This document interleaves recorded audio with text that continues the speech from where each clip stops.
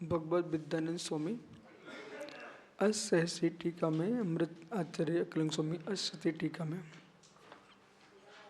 बहुत गहरी बात कर रहे हैं। उद्देश्य आदेश, ख पुष्प, तो ख पुष्प वचन व्यवहार तो हो सकता है पर प्रमेय नहीं हो सकता। ख पुष्प वचन व्यवहार अवश्य, लेकिन वचन व्यवहार हो तो प्रमेय हो ये नियम नहीं है। गधे के सिंह वचन व्यवहार है। बौद्ध दर्शन कह रहा है जैन दर्शन से कि आप ख पुष्प बोलते कि नहीं बोलते हो, तो वचन व्यवहार तो है ना, उसे प्रमेय बनाइए आप। तो जैनाचार्य कह रहे हैं वचन व्यवहार तो बहुत कुछ होता है, लेकिन वचन व्यवहार का मतलब प्रमेय हो ऐसा नहीं है। ये बड़ा गजब का विषय है। वचन व्यवहार है लेकिन प्रमेय हो कोई नियम नहीं है। गधे के सिंह, गाय के सिंह का दूध, बंजा के 10 पुत्र, वचन व्यवहार है क्या प्रमेय है? बोलो बोलो निसंग सागर जी, क्या प्रमेय है? नर के संतान है नारी जैसे, वचन व्यवहार है पर नर की संतानें नहीं होती, संतान का जन्म तो मां ही देती है।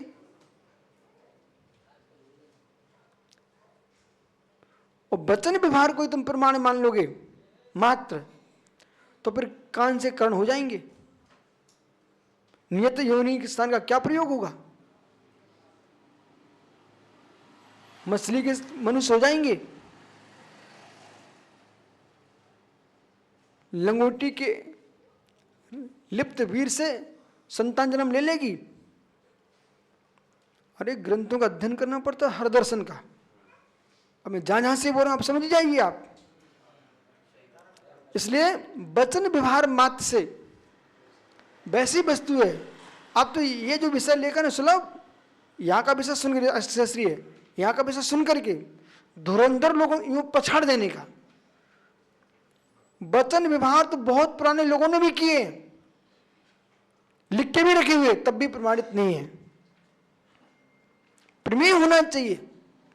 तुम्हारी पुरानी पोथियों में 1000 वर्ष पहले कोई लिख गया हो अज्ञानी, कहीं 2000-5000 वर्ष पहले क्यों ना लिख गया हो, लेकिन तात्विक दृष्टि से देखिए, यथार्थता की ओर चलिए। पहले के पशु पक्षी बोलते थे, आज के मौन ले लिए, ऐसा नहीं है। पक्षी पहले भी मूक थे, आज भी मूक हैं। पशु पहले भी मूक थे, आज भी मूक हैं। पहले भी समझते थे, आज भी समझते हैं। अभी इधर हाथी खड़ा हुआ है, कोई रस्सी नहीं, कोई साकल नहीं, सीधा खड़ा, शांत, और महावत भी नहीं। वहां से एक बालक निकला, वो हाथी के महावत ने बोला पीछे, पीछे हो गया। अब कर्नाटक में होगा तो कन्नड़ी से अपनी काम कर लेता, वो कन्नड़ी समझता है। मराठी में तो मराठी समझता है। जो पशु पक्षी जहां पलने लगते वहां की भाषा समझने लगते।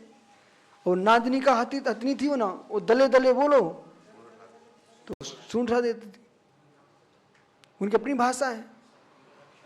ठीक है, आइए गजब का विषय आ गया आपके सामने। नहीं मनीष, जब तुम पकड़े ही जाते तो क्या हरकत कर रहे हो? सुलक्षण निर्देश से अपने निर्देश शब्द निर्देश से विरोधस्ते नहीं, सुलक्षण से निर्देश, सुलक्षण के निर्देश में से अपनी निर्देश से शब्द निर्देश विरोधस्ते। निर्देश में विरोध नहीं है, न विरोधस्ते, निर्देश में विरोध नहीं है, लेकिन प्रमेय हो ऐसा नहीं है।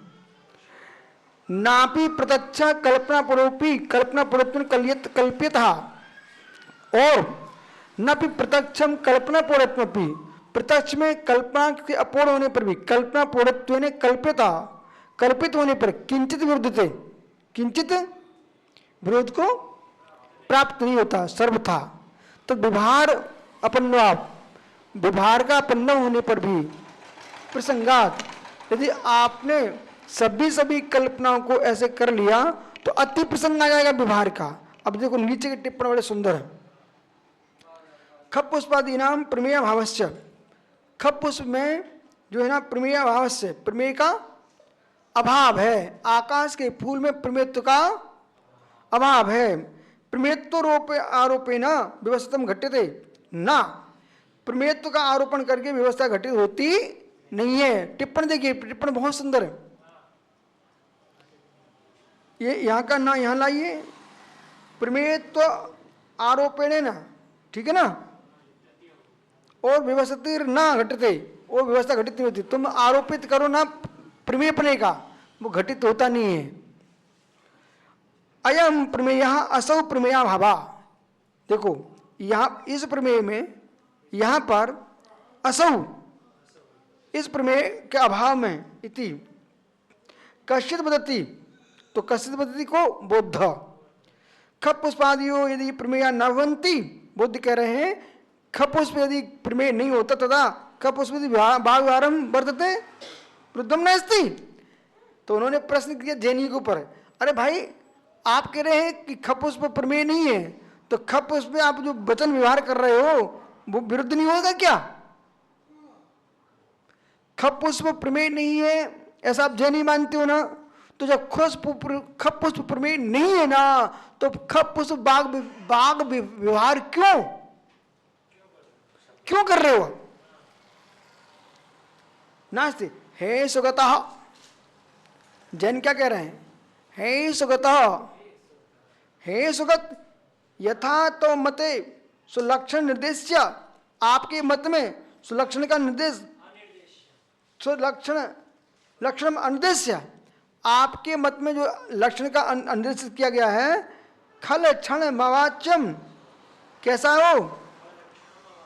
तो खल क्षण मवाच्यम, जो खल क्षण अवाच्य, यद्यपि तथापि ऐसा होने पर फिर भी सुलक्षणम इति उच्चारणार्थम बागवारो न विरुद्धते, आपके यहाँ विरुद्ध नहीं हो रहा है क्या?